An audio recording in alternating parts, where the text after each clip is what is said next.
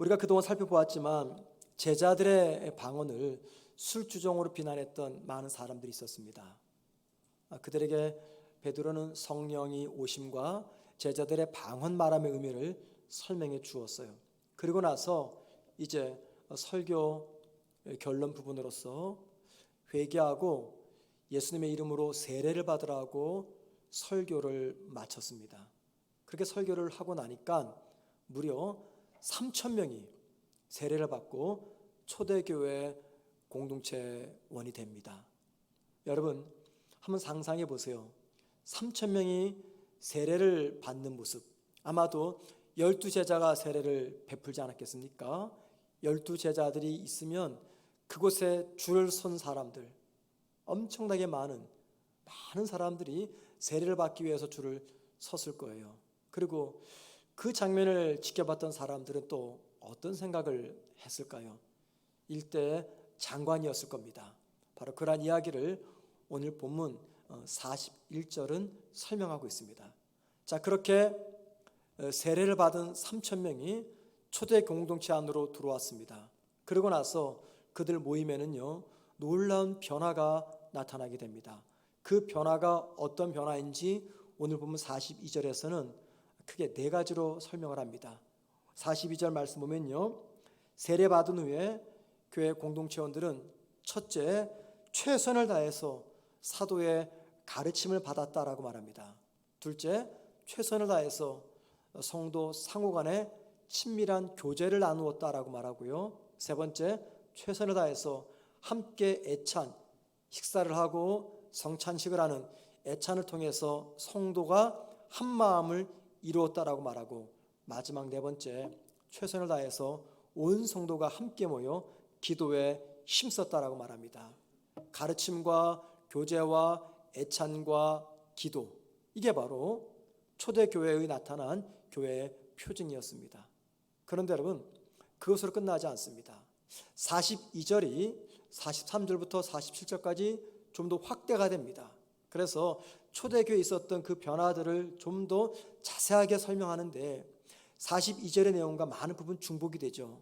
그런데 중복이 안 되는 독특한 변화의 모습이 하나 기록되어 있습니다. 그게 44절과 45절입니다. 함께 보시겠습니다.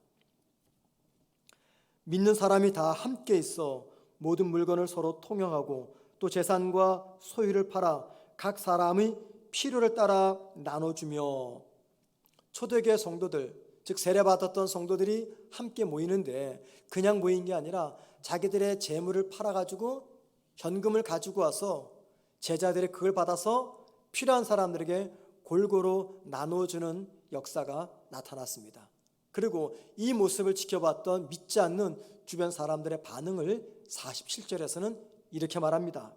또 온 백성에게 칭송을 받으니, 믿지 않는 많은 불신자들이 초대교회의 모습을 바라보면서 초대교회 성도들을 칭찬했고 또 존경했고 두려워했다라고 말합니다. 왜 믿지 않는 불신자들이 초대교회 성도들을 칭찬했을까요? 그 이유는 자기들이 살아가는 삶의 방식이 있습니다. 삶의 양식. 그것과 지금 예수 이름으로 모여있는 초대교회 성도들의 모습이 너무나 다른 겁니다. 자기들은 생각조차 하지 못했던 그 일들을 지금 초대교회 성도들이 행하고 있는 것입니다. 그 일이 무엇입니까? 자기들의 재물을 팔아서 가난한 사람들에게 골고루 나눠주고 있는 일들이죠. 그래서 여러분, 오늘 본문을 보면서 우리는 두 가지 정도의 질문을 크게 던질 수가 있습니다. 첫째는요, 초대교회 성도들은 우리가 생각할 때, 세상 사람들이 생각할 때 불가능한 이 일을 어떻게 현실로 만들 수 있었는가라는 거죠. 둘째, 오늘 말씀은 이 말씀을 대하는 나에게 어떤 의미를 전해주고 있는가라는 겁니다. 이 전자에 관해서, 즉 어떻게 초대교회 성도들은 이 불가능한 이 일을 가능하게 할 수 있었는가, 이 문제에 관해서는요, 제가 2주 뒤 설교 때 말씀드리고, 오늘은 후자에 관한 것, 오늘 말씀은 이 말씀을 대하는 저와 여러분에게 어떤 의미를 전해주고 있는가, 이 부분에 관해서 좀 말씀을 살펴보겠습니다. 한국교회 성도들이 즐겨 부르는 애송 찬송이라고 있다고 합니다. 이게 이제 유머스럽게 떠도는 이야기인데 한국 성도들이 어떤 찬양을 좋아하냐? 예를 들면 이렇습니다. 간밤 돼지꿈을 꾸고 로또 대박을 노리는 사람들이 즐겨 부르는 애송 찬송, 그게 바로 490장 주여 지난밤 내 꿈에 배웠으니 그 꿈 이루어 주옵소서. 몽유병 환자의 애송 찬송은요 134장으로서 나 어느 날 꿈속을 헤매며, 해양 경비대원의 애송 찬송은 500장으로서 물 위에 생명줄 던지어라. 목욕탕 주인의 애송 찬송은 426장으로서 곧 씻어서 정결케 하옵소서. 물고기 중에 가오리라고 있죠. 가오리. 이 가오리가 제일 좋아하는 애송 찬송은 323장입니다. 푸른 바다 나선이 몸 어디든지 가오리다. 감방 제수의 애송 찬송은요 495장으로서 보내주소서 보내주소서. 마지막 며느리의 애송 찬송은 325장입니다. 예수가 함께 계시니 시험이 오나 겁없네. 시험이가 시어머니의 줄임말입니다. 예수가 함께 계시니 시어머니가 와도 겁없다. 여러분, 본래 찬송가 가사는 유머스럽지 않은 거룩한 내용의 가사들이죠. 그런데 찬송과 관련된 이 이야기가 왜 유머스럽습니까? 그 이유는 이 이야기를 만든 사람이 찬송 가사의 원래 의미는 놔두고 자기 마음대로 유머스럽게 그 의미를 붙였기 때문입니다. 우리가 예배 중에 찬양을 부릅니다. 여러분, 그 찬송이 왜 은혜가 됩니까? 멜로디가 좋아서 은혜가 됩니까? 물론 멜로디도 영향을 주죠. 그런데 찬송이 진짜 은혜로운 이유는 찬양 가사에 담긴 의미 때문입니다. 그래서 의미를 상실한 찬송가는요 참된 찬송이 될 수가 없습니다. 그래서 우리 예배를 시작하면서 쉐카이나가 찬양을 부르잖아요. 우리 찬양을 인도하는 리더들이 참 고생을 많이 합니다. 매주마다 찬양을 3곡씩 선곡해야 되는데 이게 보통 힘든 작업이 아니에요. 거기다가 꼭 선정을 하면 담임 목사인 제가 검열을 합니다. 그래서 이 곡은 빼세요, 이 곡은 넣으세요. 교인들이 좀 낯설은 곡이다 빼고, 찬양의 템포라든가 멜로디가 또 가사가 별로 그렇게 좀 은혜스럽지 못하다 그러면 빼고, 그렇게 해서 매주마다 찬양을 부르는 거죠. 많이 힘들 거예요. 가사의 의미를 생각해야 되기 때문에. 그런데 여러분, 의미와 관련된 이 이야기는 찬양뿐 아니라 우리 신앙생활 전반에 연관된 이야기입니다. 자, 신앙이란 무엇일까요? 신앙이란 쉽게 말하면 의미를 찾는 겁니다. 예를 들면 오래전, 수천 년 전 이스라엘 민족이 애굽에서 종살이하다가 해방을 맞이합니다. 그게 저와 여러분에게 무슨 의미가 있어요? 이스라엘 백성이 광야에서 40년 동안 만나를 먹었습니다. 그들이 먹은 만나가 나와 무슨 관계가 있습니까? 성경에 삼손, 다니엘, 다윗, 솔로몬 등과 같은 사람들의 이야기가 기록되어 있습니다. 그들의 삶이 나와 무슨 관계가 있습니까? 예수님께서 많은 병자를 고치고 오병이어의 기적을 일으켰어요. 그게 나와 무슨 관계가 있습니까? 오늘 본문에 보면은 초대교회 성도들이 자기들의 재물을 팔아 가난한 자들과 함께 나눠 썼습니다. 그게 나랑 무슨 상관입니까? 나한테 돈을 줍니까? 떡을 줍니까? 나와 무슨 관계가 있어요? 이 모든 이야기는요, 이 땅에서 일어난 역사적 사건임에는 틀림이 없습니다. 그런데 그 사건이 일어날 그때 그곳에 저와 여러분은 있지 않았습니다. 그런데 나와 아무 상관없는 이 이야기가 나와 깊은 관계가 있는 이유는요, 이 사건들에 담긴 의미 때문입니다. 그래서 신앙생활이란 성경에 기록되어 있는 역사적 사건들에 담겨있는 의미를 찾아내고 그 의미가 오늘 나와 무슨 관계가 있는지 그 의미를 붙들고 살아가는 것입니다. 그게 바로 신앙생활입니다. 그래서 여러분들 성경을 많이 읽으시죠?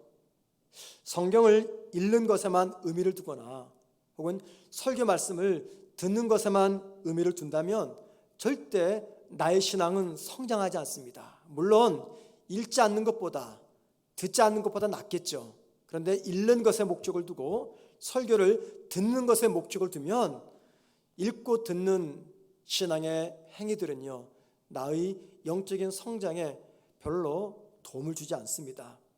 성경을 읽고 설교를 듣는 믿음만으로는 내가 성도답게 살아갈 수가 없습니다. 말씀의 의미를 붙잡을 때, 설교를 듣고 그 설교에 담긴 의미를 내가 붙잡을 때 그 의미가 능력이 됩니다. 그래서 이 세상을 이겨내게 하는 것입니다.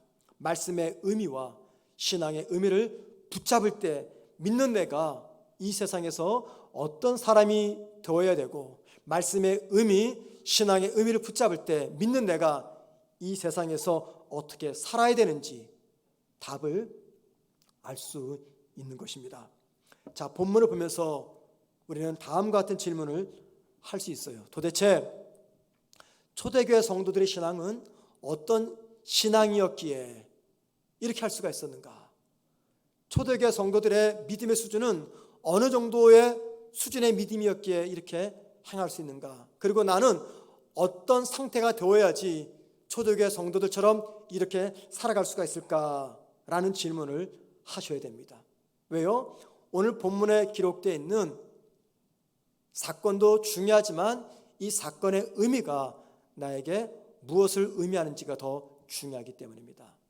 제가 최근에 읽었던 책, 그리고 아직도 읽고 있는 책 한 권이 있는데 제목이 무브라는 제목의 책입니다. 우리말로 번역을 하면 변화인데 그냥 영어 표현 그대로 무브라고 책 제목이에요. 여러분들에게 별로 도움이 안 되니까 읽지 마시기 바랍니다. 그냥 저에게만 좀 도움이 되었어요. 이 책을 제가 읽었던 이유는 내년과 또 앞으로 우리 교회 전체 신앙 양육 프로그램을 제가 지금 만들어가는 과정 속에 있는데 도움이 되기 위해서 이 책을 굉장히 제가 정독을 했고, 또 이제 곧 한번 다 읽게 되면 또 한 번 더 읽을 계획입니다. 이 책의 내용은 이래요.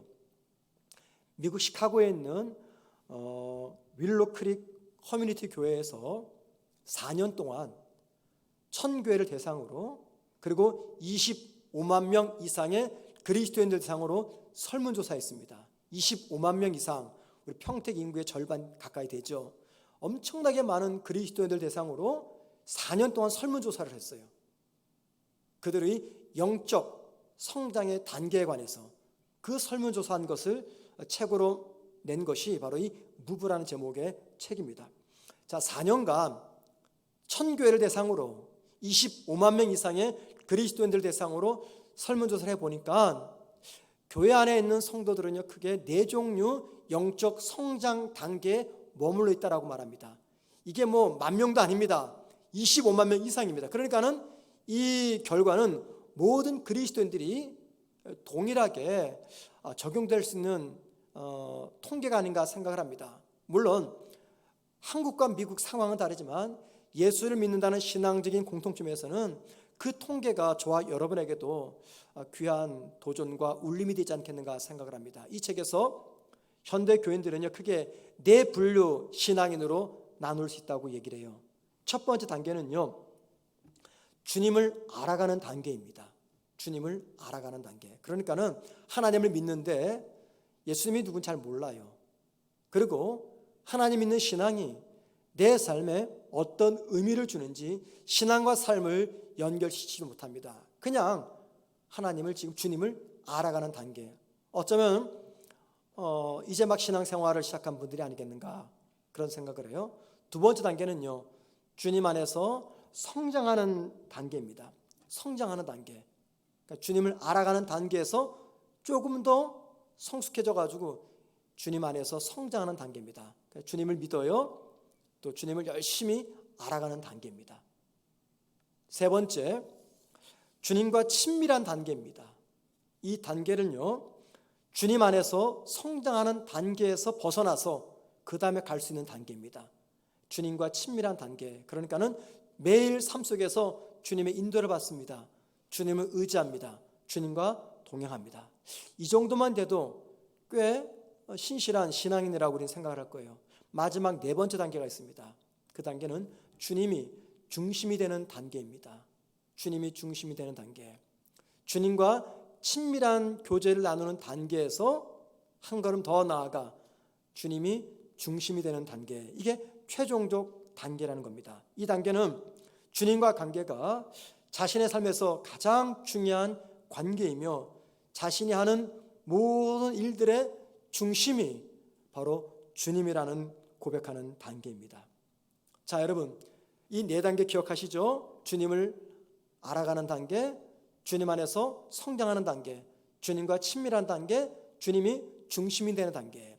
이 네 가지를 염두하시고 제가 한번 여러분에게 질문하겠습니다. 여러분, 오늘 본문에서 자신의 재산을 팔아서 가난한 이웃과 성도들과 나누어졌던 초대교회 성도들은 몇 단계에 속하는 신앙인일까요?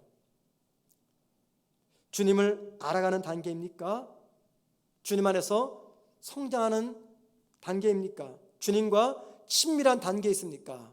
아니면 주님이 내 삶에서 중심이며 내가 하는 모든 일들의 중심이 주님이 되시는 단계, 즉 주님이 중심이 되는 단계입니까? 어떤 단계일까요? 오늘 본문에 나오는 초대교회 성도들은.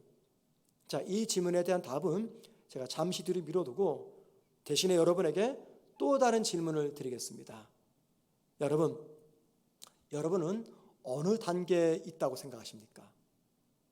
내 자녀, 내 부모 말고 나는 어느 단계에 있는 것입니까? 한번 생각해 보세요. 주님을 알아가는 단계에 있습니까? 주님 안에서 성장되는 과정이 있습니까? 아니면 주님과 친밀한 단계에 있습니까? 아니면 주님이 내 삶의 중심이 되는 단계에 있습니까? 어떤 분은 1단계, 어떤 분은 2단계, 3단계 다 다를 겁니다. 그런데 여러분, 지금 내 상태가 어느 단계에 있든지 관계없이 우리 모두가 최종적으로 도달해야 될 지점은요, 바로 4단계, 주님이 중심이 되는 단계입니다. 자, 1단계, 2단계, 3단계에 있는 분들의 믿음은요, 좋을 때가 있어요. 하지만 반대로 나쁠 때가 있습니다. 믿음이 높이 올라갈 때가 있고 아래로 추락할 때가 있습니다. 왜 그럴까요? 왜 믿음이 이렇게 안정적이지 못할까요? 그 이유는요, 영적 신념이 확실하지 않기 때문입니다. 그러면은 왜 영적 신념이 확실하지 않는 것일까요? 그 이유는요, 자기 감정에 의존해서 신앙생활을 하고 있기 때문입니다. 여러분, 1단계, 2단계, 3단계에 속하는 성도들은요, 상당수가 자기 감정에 의존해서 신앙생활합니다. 물론 주님을 믿죠. 주님과 동행합니다. 그럼에도 여전히 자신의 감정이 그분의 신앙생활에 지대한 영향을 끼칩니다. 그러다 보니 영적 신념이 약한 거예요. 그런데 주님이 중심되는 분은 어떻습니까? 주님이 중심이 되는 분은요, 영적 신념이 강합니다. 왜 그럴까요? 그분의 신앙의 근거가 자기 감정이 아니라 주님이기 때문입니다. 주님이 그분의 중심이 되기 때문이에요. 주님이 그분의 마음에서 중심을 딱 잡아주기 때문입니다. 여러분, 호숫가나 바닷가에서 혹시 배를 타본 적이 있습니까? 노젓는 배 특히. 이렇게 파다가 오면은요, 배가 훌렁대죠. 움직입니다. 그런데 중심만 딱 잘 잡고 있으면 절대 배는 뒤집어지지 않습니다. 파도를 타면서 배가 중심만 잘 잡으면 절대 배는 바닷속으로 가라앉지 않습니다. 무슨 말입니까? 주님이 내 삶에서 중심을 잡아주는 성도는요, 내 삶의 환경이 어떠하든지 뒤집어지지 않습니다. 출렁이긴 해요. 그러나 뒤집어지거나 땅속으로, 바닷속으로 가라앉지는 않습니다. 그래서 주님이 중심이 되는 분들은요, 무엇을 하든지 최우선순위, 첫 자리에 주님을 둡니다. 주님이 제일 먼저입니다. 주님이 중심이 되는 분들은요, 자신이 가진 모든 것들의 주인은 자신이 아닌 주님이며 자신은 주님의 것을 위임받은 청직이라는 정체성을 갖습니다. 주님이 중심이 되는 분들은요, 자신이 소유한 물질, 시간, 그리고 건강을 공동체나 세상을 섬기는 데 사용합니다. 주님 중심으로 살아가는 분들은요, 삶에 어떤 위협이 찾아오더라도 주님을 절대 놓치지 않습니다. 자, 여러분, 다시 한번 이제 여쭤보겠습니다. 오늘 본문에 나오는 이 초대교회 성도들, 자신들의 재산을 팔아서 가난한 사람들과 함께 나누어 썼던 이 초대교회 성도들은 도대체 어느 단계에 속했을까요? 초대교회 성도들이 자기들의 생명과도 같은 이 재물을 팔아서 가난한 성도들과 n분의 1 해서 함께 나눠 썼다라는 것은 무엇을 의미할까요? 이들의 영적 성장 단계는요, 지금 4단계에 있는다라는 겁니다. 4단계가 어떤 단계입니까? 그리스도가 중심이 되는 단계입니다. 주님과의 관계가 가장 중요했고 모든 생각과 행동과 그리고 결정의 근간이 주님이었다, 그 말입니다. 그래서 자신이 가진 모든 것의 주인이 주님임을 알았고, 그래서 주인이신 주님께서 원하시는 대로 자기의 것들을 사용한 것입니다. 주님을 알아가는 단계, 주님 안에서 성장하는 단계, 주님과 친밀한 단계에 있는 분들과 주님이 중심이 되시는 분들, 그 차이가 무엇일까요? 주님을 알아가고 주님 안에서 성장하고 주님과 친밀한 관계를 믿는 분들의 주된 관심은요, 자기 신앙입니다. 내 신앙이 어떻게 하면 좋아질 수 있을까? 내가 어떻게 하면 주님과 친밀하게 동행할 수 있을까? 내가 어떻게 하면 뜨거운 믿음을 계속해서 유지할 수 있을까? 모든 관심은 자기에게가 있습니다. 그런데 그리스도 중심으로 사는 사람들, 자신이 체험한 주님의 그 사랑 때문에 이웃과 세상을 향한 이 사랑의 책임을 다하려고 합니다. 그러다 보니 자연스럽게 시선이 어디에 머뭅니까? 자기 자신이 아니라 세상을 향해서 바라보고 있습니다. 그래서 여러분, 주님이 중심이 되는 이 4단계에 있는 분들의 삶을 한 단어로 특징 지으자면 그 단어는요, 다름 아닌 희생입니다. 희생. 자신을 위한 희생이 아닌 타인을 위한 희생입니다. 물론 1단계, 2단계, 3단계 계신 분도 희생을 해요. 그런데 여러분, 그분들은 누구를 위해서 희생합니까? 나를 위해서 희생을 해요. 더 나은 나. 하지만 4단계에 있는 분들, 그리스도가 중심이 되는 분들은요, 희생을 하는데 내가 아닌 다른 사람과 세상을 위해서 희생합니다. 목사인 제가 기쁘고 행복한 것은 우리 교회 성도들 중에는요, 바로 이 그리스도 중심의 단계, 4단계에 속한 성도들이 의외로 많이 계십니다. 그래서 타인을 위해서 자신의 것을 기꺼이 희생하는 그리스도 중심의 삶을 살아가는 성도들. 어쩌면 목사는요, 그분들 곁에 있으면은 참 부끄럽습니다. 많이 부끄러워요. 그런데 우리 교회는요, 목사인 저를 부끄럽게 하는 그런 성도들이 참 많이 계십니다. 오늘 본문은 세례받은 3,000명과 그들이 모인 초대교회 성도들 이야기를 나눠주고 있습니다. 자, 여러분, 3,000명이 세례를 받았습니다. 그들이 받은 세례는요, 오늘 우리가 받는 세례와는 엄청난 차이가 있습니다. 여러분, 교회에서 세례 받는다고 직장에서 연봉이 깎입니까? 교회에서 세례 받는다고 여러분의 직장에서 감원 대상이 됩니까? 세례 받는다고 거래처가 떨어집니까? 세례 받는다고 가정에서 쫓겨납니까? 세례 받는다고 해서 우리에게 주어지는 불이익은 아무것도 없어요. 그런데 2000년 전 초대교회 성도들은 달랐습니다. 세례를 받으면서 초대교회 성도들은 뭘 지금 알리고 있는 겁니까? 나는 이제부터 그리스도의 제자입니다 라는 것을 공개적으로 알리는 거예요. 당신은 기독교인들이 유대 공동체로부터 박해를 받았던 시대입니다.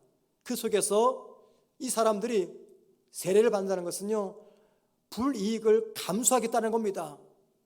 손해도 보고 많은 것을 잃는 것을 기꺼이 감당하겠습니다 라는 고백과 함께 이 세례를 받는 것이에요. 초대교회 성도들은요, 스스로 자진해서 자신의 것을 포기하는 위험천만한 인물들이 되어가고 있었던 것입니다. 기독교 신앙이 무엇이고 도대체 주님을 믿는 것이 무엇이기에 많은 것을 잃는 것을 알면서도 이들은 공개적으로 세례를 받았던 것입니까? 기독교 신앙이 무엇이고 예수를 믿는 것이 무슨 의미이기에 이들은 자신의 재산을 판 돈으로 가난한 자들에게 나눠줄 수가 있었던 것입니까? 그 이유는요, 주님이 자기들의 삶의 중심이 되었기 때문입니다. 그래서 신앙이란 무엇인가? 주님을 믿는 것이 무엇인가? 한마디로 말씀드리자면 신앙이란 주님을 믿는 것이란 그리스도가 내 삶에서 중심이 되는 것입니다. 이게 바로 신앙입니다. 물론 영적 성장 초기 단계인 회심의 단계, 거듭남의 단계, 주님을 처음 만날 때, 그때나 내가 주님과 친밀한 교제할 때도 오늘 초대교회 성도들이 보여주는 이 변화들은 나타날 수가 있습니다. 그런데 여러분, 이런 변화들은요 아주 드문 경우이지 보편적인 변화라고 말할 수가 없습니다. 왜냐하면 주님을 알아가는 단계나 주님 안에서 성장하는 단계나 주님과 친밀한 단계에서는요, 주님을 위해서 자기에게 가장 소중한 것을 희생하면서 주님을 섬길 수가 없기 때문입니다. 주님을 섬기지만 손해 안 봅니다. 손해 보더라도 어느 정도까지만 보지 내 삶 속에서 가장 소중한 것, 목숨과도 같은 것, 그것들을 기꺼이 주님을 위해서 내어놓지 못합니다. 누가요? 1단계, 2단계, 3단계에 계신 성도들. 그런데 이 위험을 누가 감수합니까? 주님이 내 삶의 중심이 되신 분들, 내 인생에서 주님이 첫째가 되신 분들, 자기가 이 땅에 존재하는 이유는 하나님을 알고 하나님을 사랑하고 하나님을 섬기는 것임을 아는 성도들, 그런 분들이 오늘 본문에 나오는 초대교회 성도들 같은 삶을 살아갈 수가 있다는 것입니다. 자, 여러분, 참 부담되는 설교죠. 하지만 여러분, 정직하게 한번 이 질문에 답을 해보십시오. 나는 어떤 단계에 현재 와 있는가? 여러분 아시잖아요. 나는 지금 주님을 알아가는 단계에 있습니까? 아니면 주님과 안에서 성장하는 단계에 있습니까? 아니면 주님과 친밀한 단계에 있습니까? 아니면 그리스도가 내 삶의 중심인 단계에 와 있습니까? 자, 우리의 신앙은요, 한 번에 완벽한 영적 성장을 이루지 못합니다. 특별히 소중한 내 것을 내어놓는 이 변화는요, 어느 한순간에 이루어지는 것이 절대 아닙니다. 신앙의 점진적인 성장의 변화를 반드시 거쳐야 됩니다. 그래서 주님을 알아가는 단계에 있는 성도들은요, 그 다음에 어디로 가야 돼요? 주님 안에서 성장하는 단계로 나아가야 됩니다. 주님 안에서 지금 성장하고 있는 성도는 그 다음 단계 어디로 가야 돼요? 주님과 친밀히 교제하는, 동행하는 단계로 나아가야 됩니다. 만약에 여러분들이 지금 주님과 날마다 친밀히 동행하고 교제하신다면 마지막 어디까지 가셔야 돼요? 주님이 내 삶의 중심이 되는 단계, 내 삶에서 주님이 가장 소중한 단계, 그 단계로 가셔야 됩니다. 그래서 내가 무엇을 결정하고 행동하고 움직이고 말할 때 모든 기준이 내가 아닌 주님이 되는 단계, 이게 바로 그리스도가 중심이 되는 단계라는 것입니다. 자신의 재물을 팔아서 가난한 사람들에게 나누어 주었던 초대교회 성도들의 이 이야기는요, 특수한 상황에서 일어난 예외적인 사건으로서 우리의 모델은 될 수가 없습니다. 그래서 제가 여러분에게 우리 모두도 이들처럼 살아가십시다라고 말씀드리지 않는 거예요. 그럼에도 이 이야기는요, 중요합니다. 왜 중요합니까? 오늘 본문의 이야기가 나에게 어떤 의미를 주는지, 이게 중요하다는 것입니다. 자, 여러분, 오늘 본문이 주는 의미가 무엇입니까? 나도 재물 팔아서 교회 갖다 내는 겁니까? 그거 아닙니다. 큰일 납니다. 그건 이단입니다. 이단. 그게 아니에요.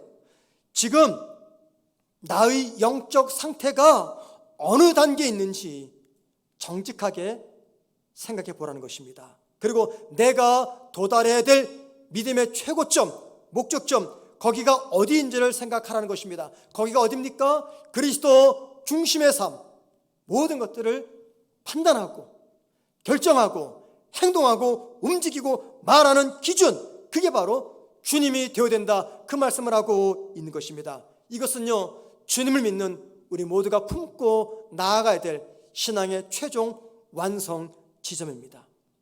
이미 말씀드렸습니다. 신앙생활이란 성경에 기록된 역사적 사건들이 담고 있는 의미를 찾아내고 그 의미가 오늘 나와 어떤 관계가 있는지 그 의미를 붙잡고 살아가는 것, 이게 신앙이라고 말씀드렸어요. 신앙이란 의미를 찾는 것입니다.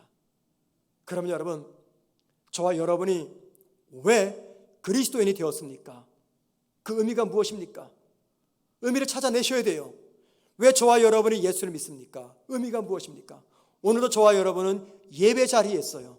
우리는 왜 예배를 드리는 것입니까? 우리는 기독교 신앙을 믿습니다. 여러분, 그 기독교 신앙의 의미가 무엇입니까?